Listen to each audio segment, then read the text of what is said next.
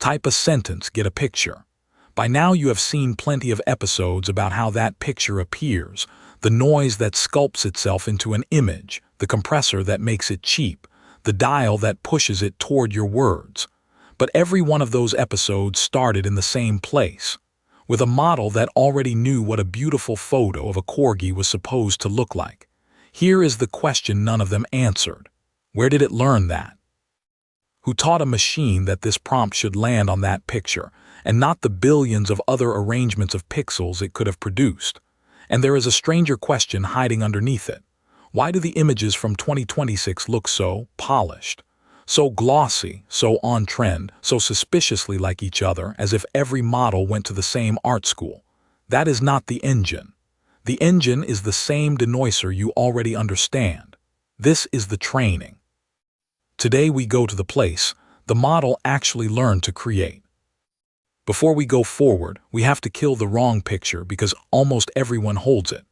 The wrong picture is that the model is a giant collage machine, that somewhere inside is a vast scrapbook of every image it ever saw, and when you ask for a corgi on a beach, it quietly finds corgi pieces and beach pieces and photoshops them together. That is intuitive. It is also not what happens. There is no scrapbook inside. The training images are not stored anywhere in the finished model. What the model keeps is something much weirder and much more powerful. It learned the statistical shape of what real images look like, the way corgi fur falls, the way light hits wet sand, the way a horizon sits. When it generates, it is not retrieving anything. It is sampling a new point from that learned shape, a corgi that has never existed, on a beach that was never photographed. Hold onto that distinction because the entire rest of this episode and a billion-dollar courtroom fight turns on it. The model does not photocopy. It generalizes. Mostly. We will come back to that word mostly. But first, what exactly did it learn from? Start with the food. An image model is not fed images. It is fed pairs, a picture and a piece of text that supposedly describes it, billions of them. And here is the first thing that surprised me when I learned it. Nobody sat down and wrote those descriptions. The descriptions are scraped. When someone puts an image on a web page, there is usually some text nearby, the caption under a photo, the alt text a site adds for screen readers, the words wrapped around it in an article. A crawler grabs the image and grabs that nearby text and staples them together into a pair. Do that across the open web and you get the raw material. The clearest public example, the one researchers can actually open and study, is a dataset called LAION, which assembled on the order of 5 billion image text pairs scraped this way. Now sit with what that text actually is. It is not a careful description. It is whatever happened to be near the image. Sometimes a real caption. Often a file name, a product title, a line of marketing, or pure noise. The labels are found, not written. And that single fact explains a lot of the early clumsiness. Why for years you could ask for a red cube on a blue sphere and get a blue cube on a red sphere. The model only ever learned from the messy text the web happened to leave lying around. Now the real puzzle. You have billions of these noisy pairs. How do you turn them into a model where typing words actually steers a picture? Because think about how different those two things are. A sentence is a sequence of symbols. An image is a grid of millions of color values. They live in completely different worlds. There is no obvious bridge from the word corgi to the pixels of a corgi. Somehow the model has to learn that this clump of text and that clump of pixels are about the same thing, even though one is letters and the other is light. That bridge has a name, and building it was one of the quiet breakthroughs that made this whole era possible. It is called contrastive alignment, and the famous version is a model called clip. Let me show you the trick, because it is genuinely beautiful, and it is the heart of why a prompt can point at a picture at all.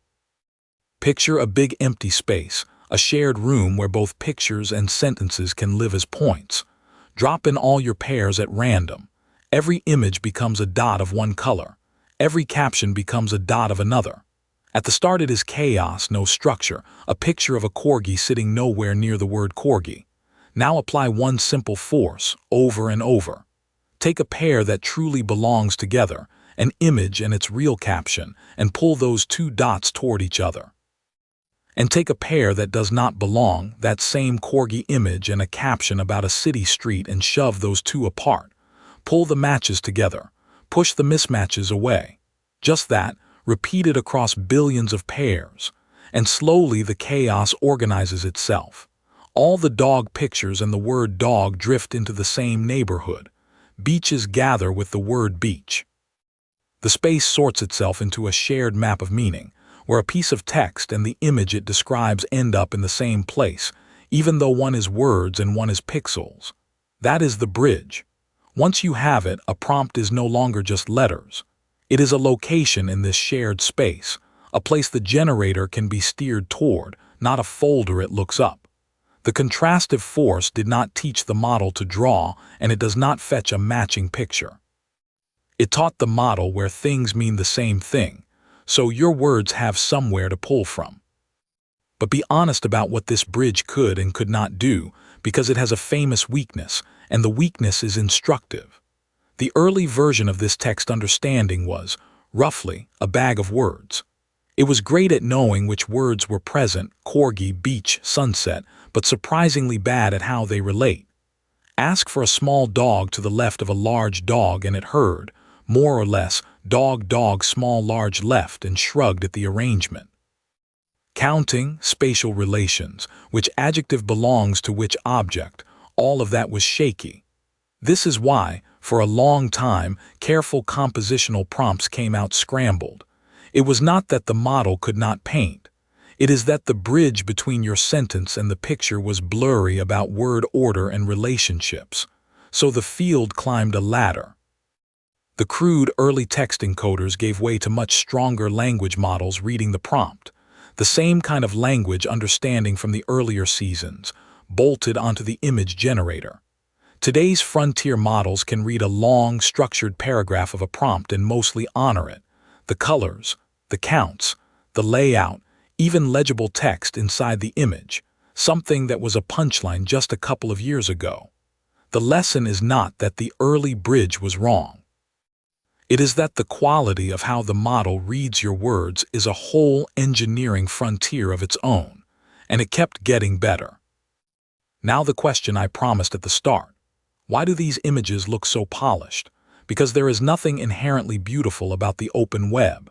If you trained purely on a random scrape, you would get a model that faithfully reproduces the average of the internet, which is mostly mediocre snapshots, blurry phone photos, screenshots, and clip art. So somewhere, taste had to be injected, and it gets injected in two very different places. The first is quieter and older than you would think. You filter the diet for beauty. The LAION project, for instance, built a little scoring model that tried to predict how a human would rate an image, 1 to 10, just on looks. Then a famous early open model spent its final rounds of training on the slice that scored high, the prettiest corner of the data. Think about what that does. Before the model is finished learning to generate at all, you have already pulled it toward a verdict. This gorgeous corner of the web is what images should look like, and the rest, push it to the back.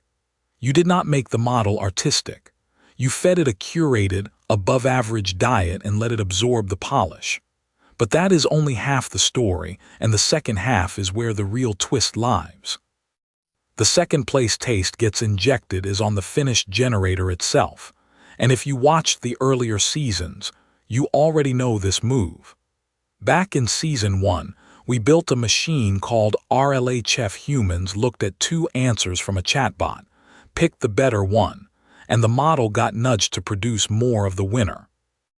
Then Season 3 showed the slicker version, where you skip building a separate scoring model and a whole reinforcement learning loop, and instead tune the model directly on those chosen versus rejected pairs.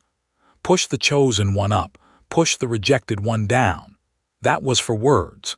Here is the only new idea today. The exact same recipe now runs on image models, on pixels instead of sentences.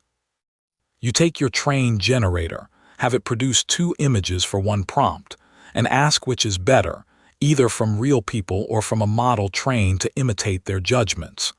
Then you tug the generator toward the winner. And this is the part worth slowing down for, because it is the whole reason these pictures gleam. You are not editing one image. You are nudging the model's entire output distribution, the cloud of every picture it could ever make, so that more of its probability mass sits over the kind of image people keep choosing. Do that across millions of comparisons and the whole cloud drifts. More dramatic lighting, punchier color, that clean, hyper-rendered finish.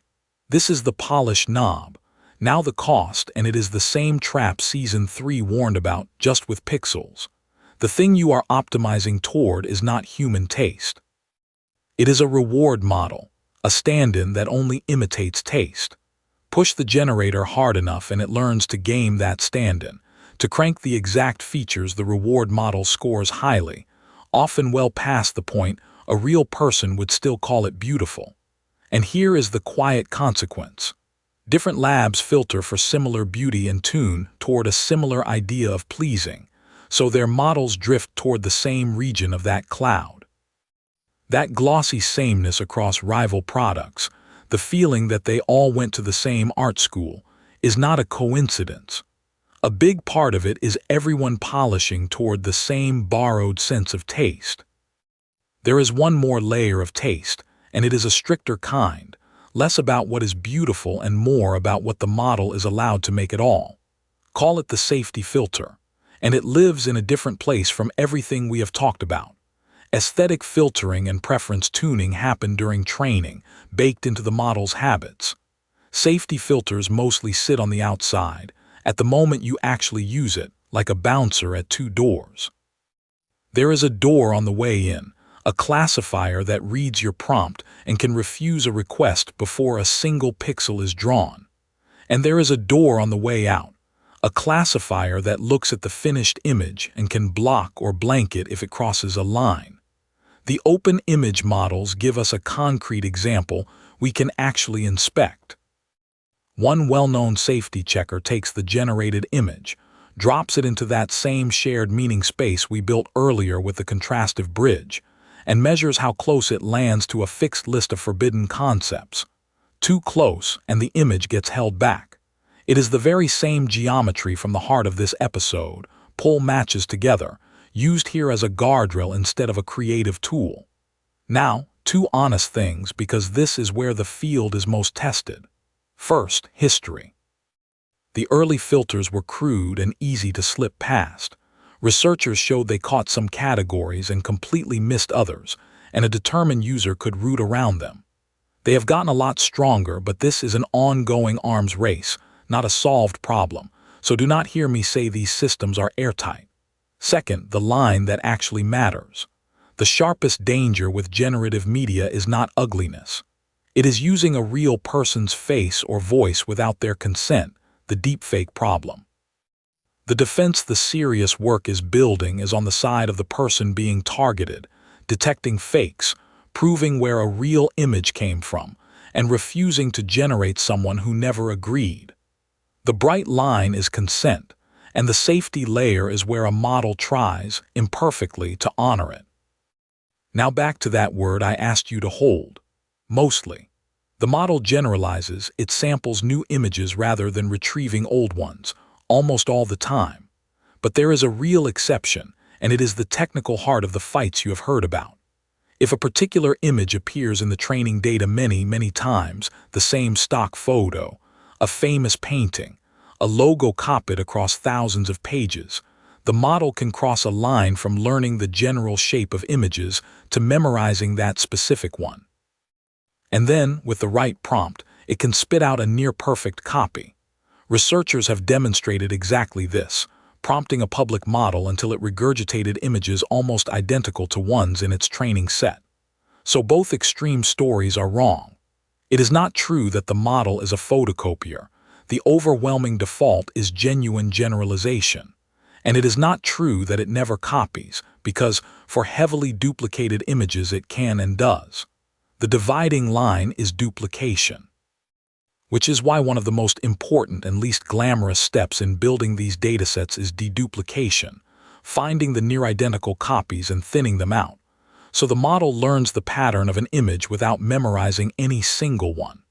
Whether that copying, when it happens, is a copyright violation, who owns the training images, whether scraping the open web was ever fair, that is a genuine legal fight, and it deserves its own episode, which is exactly where we are headed next. For now, the technical fact is enough. Generalize is the rule. Memorize the duplicates is the exception, and the exception is real. Two honest things before we close, because the clean story I just told has rough edges. First, scraping the open web at billions of items means you scrape the bad along with the good. The most studied open dataset was pulled offline in late 2023 after researchers found genuinely harmful and illegal images had been swept up in the crawl, and it was re-released the next year with those removed. That is not a footnote. It is the central tension of this whole approach. The web is not a clean library. It is everything, and a blind crawler grabs everything, which is why filtering and auditing the diet is now serious safety work, not an afterthought. Second, almost everything I showed you, the contrastive bridge, the aesthetic filter, the preference tuning, we can describe with confidence because of the open datasets and open models researchers can actually take apart.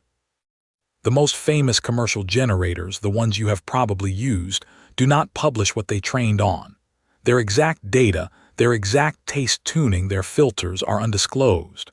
So when you hear someone state with certainty what a closed model was trained on, be skeptical. We know the mechanism because the open models taught it to us. We mostly do not know the specific diet of the closed ones. Honesty about that gap is part of understanding this field. One more thing before we close, because almost everything I showed you was about images, and the diet looks different for every other thing AI generates. The shape of the lesson holds everywhere. Find pairs, learn the distribution, tune toward what people like. But the data itself runs into a different wall in each domain. Music ran straight into the law. After the lawsuits, the cleanest models started training only on music that was actually licensed or openly shared, a deliberately narrower diet than scrape the whole web, which is a real constraint on what they can learn. 3D hit the opposite problem, a desert. Where images come by the billion, good clean 3D objects come by a few million at best, hundreds of times less. And that scarcity is the entire reason the early 3D systems had to borrow a flat image model as a stand-in teacher instead of learning from 3D directly. And video has its own gap. There is plenty of footage, but very little of it comes with a good description of what is happening moment to moment, so a huge part of the work is rewriting the labels, using other models to caption the clips properly before training on them. Same 3 questions every time, but where the data comes from and what is missing shapes each kind of model as much as the method does. So step back and look at what we found. Every other episode showed you a trained model performing. This one showed you the schooling underneath. A picture and a piece of found text stapled into a pair billions of times over. A simple force, pull the matches together, push the mismatches apart, that quietly built a shared space where a sentence can point at an image. A diet pre-filtered for beauty, then a second pass of human preference. The very same idea you saw turn chatbots helpful, that tugs the whole output distribution toward polish, which is the very reason these images gleam, and the very reason they all start to look alike, and then a safety layer at the door that decides what gets made at all. And underneath it, a single distinction that decides a courtroom. The model learns the shape of images and generalizes, except where it saw the same thing too many times and simply memorized. None of this is the engine. The denoiser, the latent space, the guidance, those are the same as before. What changes everything is the diet and the discipline. Show a model a curated, taste-tuned slice of the visual world billions of times, and it does not just learn to draw. It learns what we wanted drawings to look like. which raises the obvious next question. If the training data was scraped from millions of people who never agreed to any of this, who owns the result and what do we owe them? That is not a math question. That is the one we turn to next.